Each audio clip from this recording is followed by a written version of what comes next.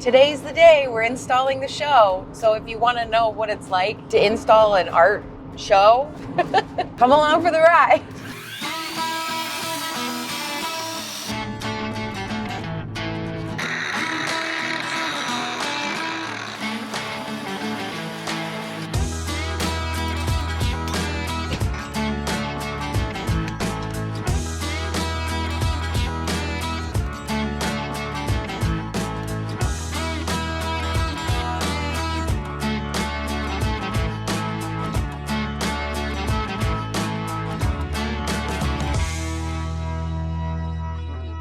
Good morning, folks. It is officially install day for my show, and I'm heading to Mount Vernon, Illinois, which is where the Cedarhurst Center for the Arts is, and that's where, I was curated into this two-person show. I'm kind of really excited to get the show on the road. It's been a long haul of figuring out what I have that was showable, and then having the curator pick the pieces, and then all the pieces that he chose, figuring out what ones needed to be cleaned. And so, I've been doing that, I guess, for a couple of weeks. I'll check in with you when I get to the gallery.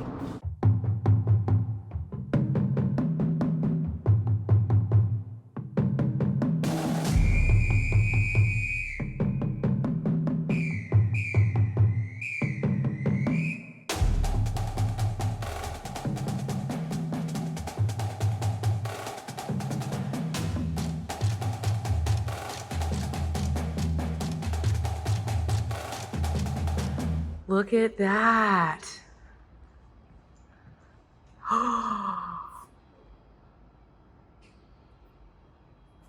So, these photos are amazing.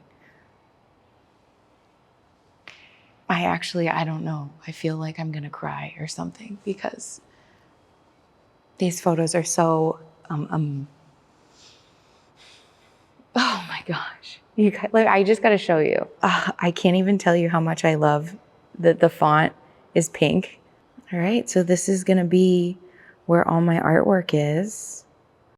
So then there's gonna be a video that Rusty, the curator, has made of some compilations of some podcast episodes and also some of my other videos.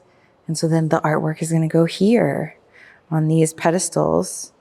And this is a photo of a Thanksgiving iron pour that we did with my professor Jimbo and his wife Leanne at their house in Georgia in, I think it was 2015. And then this is a huge blow up of a tiny, tiny wrench that I made. And then this is a great artist panel that explains about me and my work in iron casting. And these photos are so big. I just want to show you how big they are.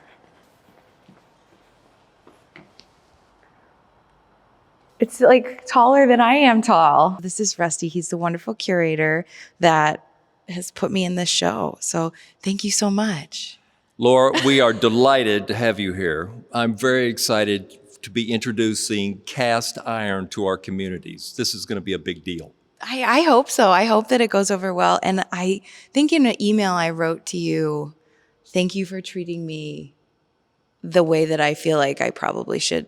Like any artist should be treated the way that you treated me for this show. So. You're very kind. You've been a delight to work with, but more than anything, it's your extraordinary art that I think I'm very excited to be sharing with our people. This is going to be fun. Cast iron. Who would think that jewelry would be cast in iron? I love everything about what you're doing, Laura. It's going to be so much fun. Yeah. So like I just showed you, we've got a bunch of empty cases. So we're going to get to work. We don't have any more time to talk to you right now.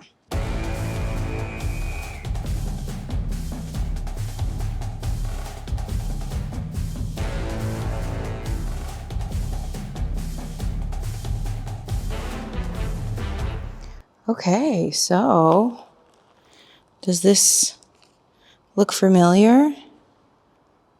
Here they are, all these pieces.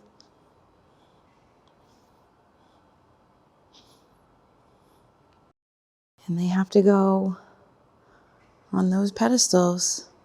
So the video is playing, and this is video clips from when I made that tiny wrench.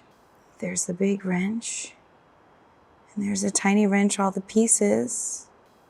And so, I just started laying out a basic idea of what I am thinking about. So these are some cranky brooches. I've got the filigree spine back there because that's always a crowd pleaser. But we also have some of these mechanical necklaces.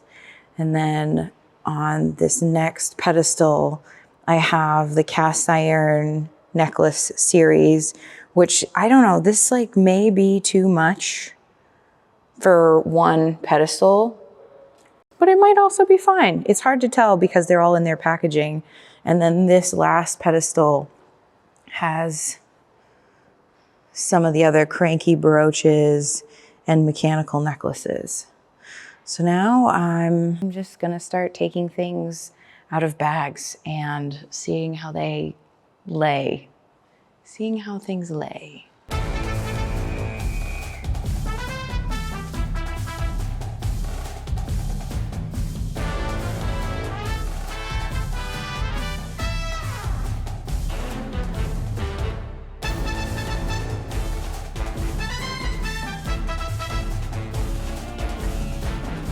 All right, so I got the pieces all out of their packaging, and it's funny how it looks so much smaller without all of the backing boards, handling trays, and Ziploc bags, but this is kind of the start.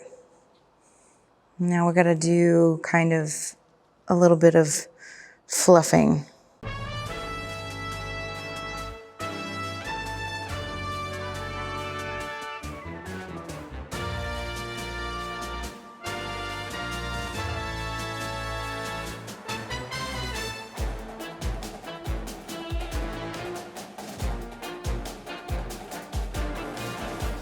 All right, here are the mechanical marionettes.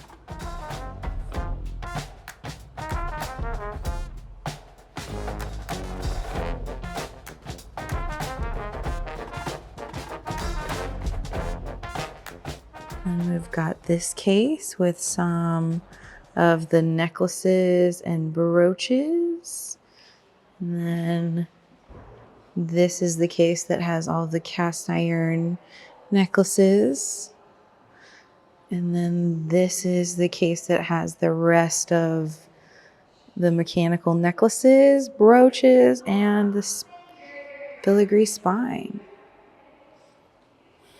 Well, we finished. It only took us a couple hours. Laying out stuff, pulling it out of the packing materials, and getting it in the cases. It looks great. It may be the easiest install that I've ever done.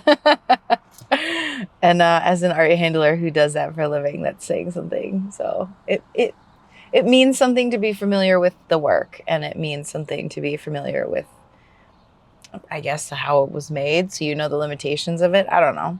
I feel like a huge weight is lifted off of my shoulders. The opening is next Friday, and then on the 20th of May, I have a gallery talk. Everything is happening. I feel good. I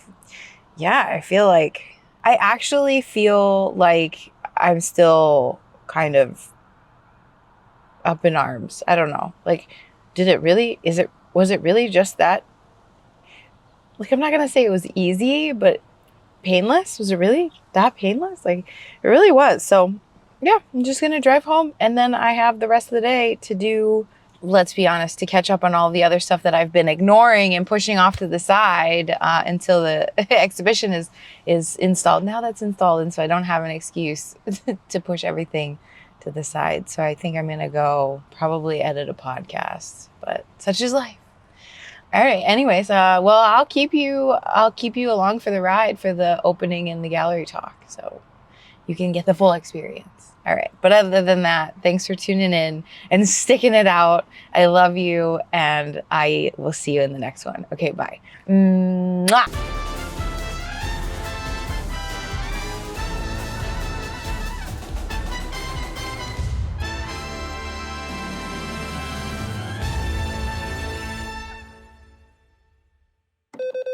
These guys look like they're going to the lake.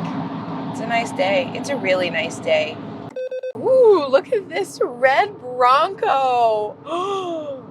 Oh, it's the right color. It's beautiful. Ooh. I'll have to tell Rob about that. Anyways. All right. I made it to Cedarhurst Center for the Arts. I don't really know where I have to go, but I'm just gonna walk around until I find somebody. I may have gone in the wrong parking lot. We'll see. Until I find somebody that says, "Excuse me, ma'am, do you need help?" And I'm like, "Yes, I do." But such beautiful grounds.